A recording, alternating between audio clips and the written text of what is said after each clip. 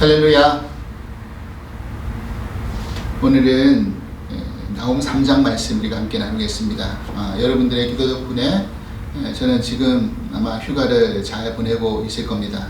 이 영상은 휴가를 가기 전에 찍었던 영상이고요. 오늘 지난 목요일부터 시작해서 목금토 이제 나홈의 말씀을 살펴보고 있는데 나홈은 3장으로 구성되어 있죠. 그래서 오늘 나홈의 말씀을 이제 마무리 짓도록 하겠습니다.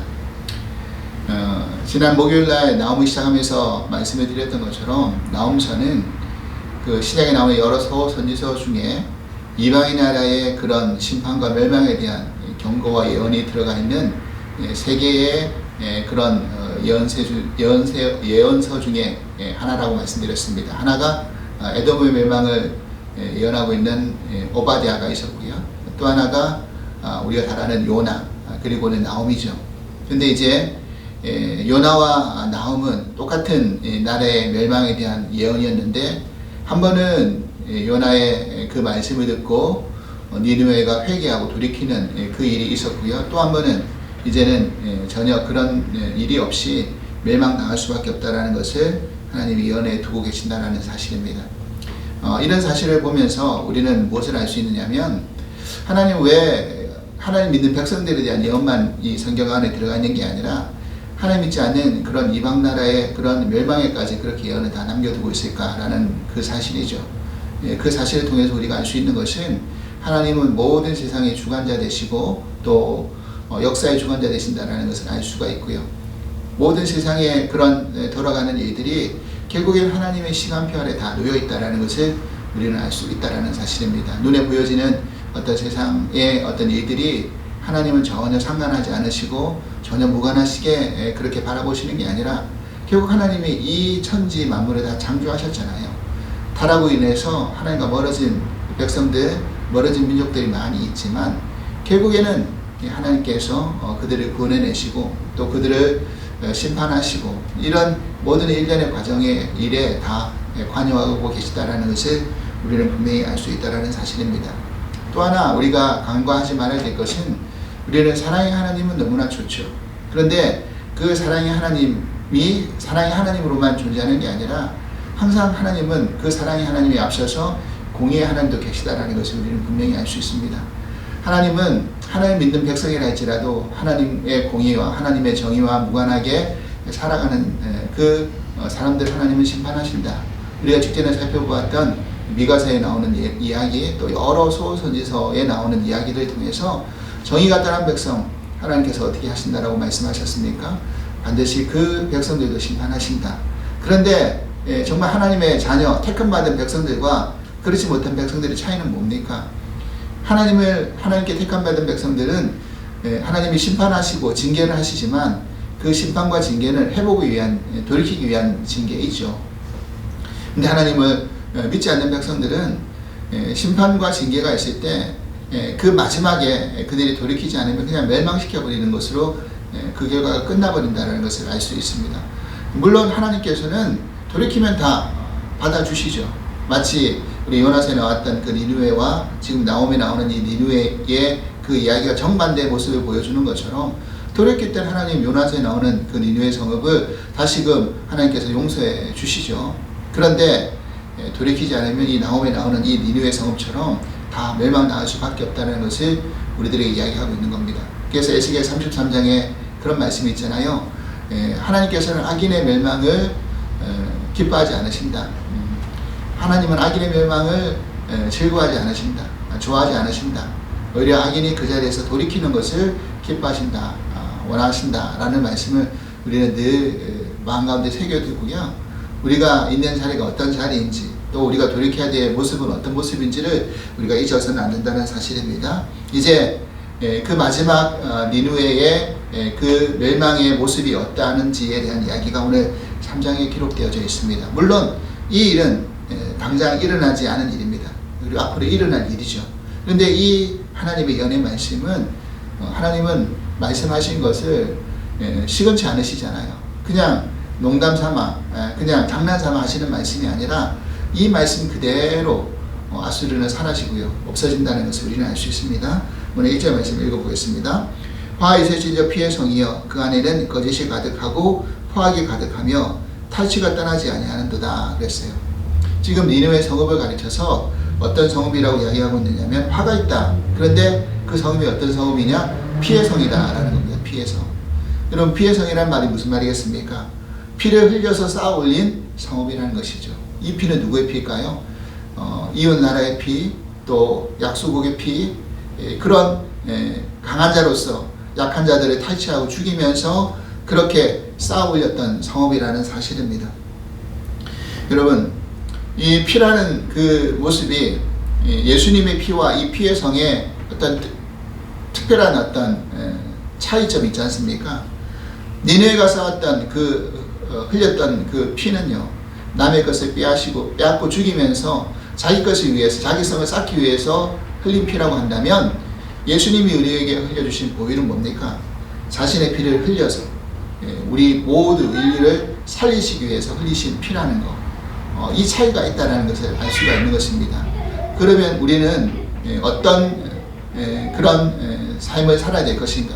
남을 피 흘리게 만드는 삶을 살 것인가? 아니면 내가 조금 희생해서 남을 살리는 삶을 살 것인가를 우리는 잘 알 수 있어야 된다는 것입니다. 여러분, 성이라는 것이 우리는 그 한국 예전에 드라마 가운데 스카이 캐슬 같은 거 있었는데, 아주 우리는 그런 성과 같은 곳에 살기를 좋아합니다. 기뻐하죠. 그리고 그 성에 살기 위해서 노력합니다. 스카이 캐슬, 유명한 한국인 아파트 이름 중에서 캐슬 들어간 데가 많이 있잖아요. 그 캐슬 같은 성읍에 우리는 살고 싶습니다. 근데 여러분 생각해 보시면 그 세상적인 어떤 캐슬 안에 들어가 있는 사람들의 모습을 보면 그들이 정의롭거나 공의롭거나 어떤 그런 모습으로 살고 있지 않은 사람들이 얼마나 많이 있습니까? 오늘 이 피의 성읍의 실체를 뭐라고 이야기하고 있느냐면, 그 안에는 거짓이 가득하고 포악이 가득하며 탈취가 떠나지 아니한다 그랬어요.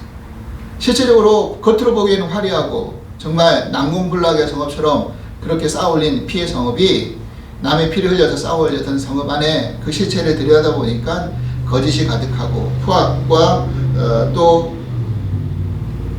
탈취가 떠나지 아니한다라는 겁니다. 이게 다 연결되어 있지 않습니까? 자신의 이익을 위해서 거짓을 행해서 남에게 겁박을 주고 포악을 폭력을 가해서 위협해서 결국 탈취하고 남의 것을 빼앗는 모습, 이게 다 같은 어떤 연결될 점이잖아요. 그런 모습들로 쌓아올렸다는 겁니다. 그런데 그렇게 자기들이 했던 그 일들이 결국 어떻게 된다는 겁니까? 그대로 자기들에게 돌아오게 되어 있다는 것을 오늘 이야기하고 있는 거잖아요. 멸망의 때 너희들이 했던 그 악행의 일들이 너희들에게 그대로 고스란히 돌아올 것이다 라는 것을 우리들에게 이야기해주고 있습니다. 그래서 2절 3절 보면 휘휙하는 채찍 소리, 윙윙하는 병거, 바퀴 소리, 뛰는 말, 달리는 병거, 충돌하는 기병, 번쩍이는 칼, 번개 같은 창, 죽임 당한 자의 때 죽음의 큰 무더기, 무수한 시체여 사람이 그 시체에 끌려 넘어지니. 지금 멸망당할 때 그 성읍 안에 일어나고 있는 이들의 모습이잖아요. 근데 이런 모습들을 지금 과거 아수르가 남의 나라를 정복하고 그렇게 했을 때 그렇게 했던 이들이잖아요. 결국 멸망의 때 자기들이 자행했던 이들이 자기들에게 고스란히 돌아온다는 것을 알 수가 있습니다. 여러분, 아수르가 얼마나 잔악한 민족이었으면 그랬다라는 겁니다. 바벨론 같은 경우에는 그 나라가 멸망을 하면, 나라를 빼앗으면 어떻게 합니까? 유화 정책을 썼어요. 그래서 사람들을 포로로 데리고 오고요. 또 그 나라에 남은 자는 그대로 내버려 뒀습니다. 근데 아수르는요, 너무나 잔악했어요. 그래서 멸절을 시켜버리는 겁니다. 남자들은 다 죽여버리고요. 임신한 여자들의 배를 갈라버리고요. 그리고 피를 섞어버리잖아요. 그래서 사마리아의 북이스라엘의 예수님 시대 때 사마리아 지역을 왜 이스라엘 사람들이 개처럼 취급했는가? 이방의 피와 섞였기 때문에 아수르가 그런 일을 했다는 겁니다. 그래서 북쪽 사마리아의 사람들을 거의 혼혈로 섞인 피로 그렇게 생각했기 때문에 자신들의 민족으로 그렇게 인정해주지 않았다는 겁니다. 그랬다는 거예요. 순수 혈통이 아니게 돼버렸다는 것이죠. 그러니까 아수르가 너무나 잔악하고 악독한 그런 민족이었습니다. 결국 그것 때문에 결국 니느웨 아수르가 멸망할 수밖에 없었다는 것을 우리는 잘 알 수 있는 것이죠. 그리고 또 그들은 어떤 자들이었냐면 4절 보면 이는 말순의 능숙한 미모의 음녀가 많은 음행을 행함이라 그가 그의 음행으로 여러 나라를 미혹하고 그의 마술로 그의 여러 족속을 미혹하느니라. 미혹하는 자, 다시 말해서 간구한 기만과 술책을 통해서 미혹해서 넘어뜨린다는 겁니다. 여러분 잘 아시다시피 아하스 남유다 왕이 때 자신의 어떤 위협을 가지고 사실은 아수르를 의지했잖아요. 아수르와 같이 이렇게 협력을 했습니다. 그러면 아하스의 시대 때 아수르는 그냥 북이스라엘의 공격에 대해서 동맹을 맺어가지고 도와주는 그런 것인 줄 알았다는 겁니다. 그런데 그렇게만 되었습니까? 안 그렇죠. 어떻게 되었습니까? 오히려 북이스라엘 멸망시키고 남유다까지 쳐들어오는 그렇게 동맹을 맺으면서 같이 협조해주는 척하다가 기만수를 가지고 그렇게 하다가 결국 남유다까지 공격하고 무너뜨리게 만드는 그런 일을 했다라는 사실입니다. 우리는 이런 기만 정책, 아수르가 하는 일들이 다 그런 거라는 겁니다. 여러분 남들의 것을 빼앗는 사람들, 그래서 부를 쌓아올린 사람 중에서 사기쳐서 남의 것을 고유를 빨아가지고 자기의 성읍을 쌓는 사람들이 이 세상에 많이 있잖아요. 그들 보면 다 남들의 피눈물을 흘려가지고 기만해가지고 자기의 성읍을 쌓아올리는 겁니다. 결국 그런 자의 멸망은 어떻게 될 것인지를 우리들에게 분명히 이야기해주고 있는 것이죠. 그래서 나오미 너희들은 이렇게 멸망할 것이다 라고 경고하고 있지만 저들이 콧방귀라도 끼겠습니까? 지금 자신들이 잘 나가고 있는데 자랑하고 있고 번성하고 있고 남궁불락의 성읍에 살고 있는데 우리를 멸망하지 않아 라고 생각하겠죠. 그런데 보십시오. 아수르가 얼마나 갔습니까? 결국 아수르도 바벨론에 의해서, 뭐 바벨론이라고 영원했겠습니까? 바벨론도 또 페르시아에 의해서, 그리고 페르시아도 또 여러 열국의 나라들로 의해서 멸망했다라는 것을 우리는 너무너무 잘 압니다. 그리고 그 멸망의 때 7절 보시면 이렇게 되어 있잖아요. 그때 너를 보는 자가 다 내게서 도망하여 이르기를 니네가 황폐하였도다. 누가 그것을 위하여 애곡하며 내가 어디서 너를 위로할 자를 구하리요. 여러분 힘이 있을 때는요 사람들이 아무 말도 못하고 벌벌벌 기면서 눈치 봅니다. 그러면서 마치 떠받들고 또 위해주는 척 하는 겁니다. 그런데 황폐해져 버리니까, 멸망해버리니까 어떻게 되는 겁니까? 다 도망치고 또 그를 위해서 애곡하고 위로할 자가 없다는 겁니다. 제가 한국에 있을 때 죽음 준비 교육을 배웠는데, 죽음 준비 교육이라는 것이 결국 뭐냐면 내가 잘 죽기 위해서는 잘 살아야 된다는 겁니다. 근데 우리가 마지막 죽음의 자리에 갔을 때 내가 어떻게 살았는지에 대한 결과물이 드러나잖아요. 어떤 장례식장에 가보면 파리가 날리는 장례식장이 있고요. 어떤 장례식장 가면 문전성시를 이루는 그런 장례식장이 있습니다. 물론 자식들이 잘 나가서 그렇게 문전성시를 이루는 경우도 있지만 그 사람의 고귀한 인품과 쌓았던 덕, 평소에 쌓았던 덕 때문에 많은 사람들이 그렇게 위로하고 또 같이 슬퍼하기 위해서 그렇게 찾아오는 장례식장도 많이 있습니다. 여러분 그와 같다라는 거예요. 아수르가 잘 나갈 때는요 사람들이 다 눈치 보고 그 밑에서 굽신거리고 아부하고 이렇게 했겠죠. 근데 황폐해져 버리니까, 멸망해져 버리니까 어느 누구도 그들을 위해서 울 자가 없었고요. 그들을 위로할 자가 없었다라는 사실입니다. 여러분 나옴이라는 그 선지자의 이름의 의미가 뭐라고 그랬죠? 위로자라고 그랬잖아요. 위로라는 의미라고 했잖아요. 그렇습니다. 결국 우리 믿는 우리들에게는요, 비록 세상에 화려한 스카이캐슬 같은데 살고 있지 않다 할지라도 우리는 하나님의 성읍을, 하나님의 나라를 만들어가는 사람들 아닙니까? 결국 우리가 마지막에 갔을 때 하나님을 떠난 자들, 또 세상의 것을 통해서 쌓아올린 자들은 정말 어느 누구도 울어줄 자가 없고 위로해줄 자가 없는데, 믿는 우리들은 어떻게 되는 겁니까? 서로 슬퍼해주고 위로해주고. 그래서 요즘 장례식장 가면 코로나 이후에 사람들이 잘 모이질 않는답니다. 근데 믿는 분들의 장례식장 가면 그래도 교인들이 찾아오고 위로해주고 슬퍼해준다라는 사실입니다. 여러분 우리가 이 사실을 분명히 알고, 우리가 마지막 인생의 마무리, 우리도 언젠가는 마무리 지어질 때 우리가 과연 나의 욕심과 나의 이익과 나의 어떤 그런 것들을 얻기 위해서 남들의 것을 빼앗고 이익을 차지하는 그런 삶으로 마무리 지을 것인가, 아니면 진정으로 하나님의 나라와 그의 일들을 위해서 내가 수고하고 애쓰면서 하나님의 부르심을 받을 것인가. 이것이 우리들의 믿음의 삶의 중요한 척도가 될 수 있기를 바랍니다.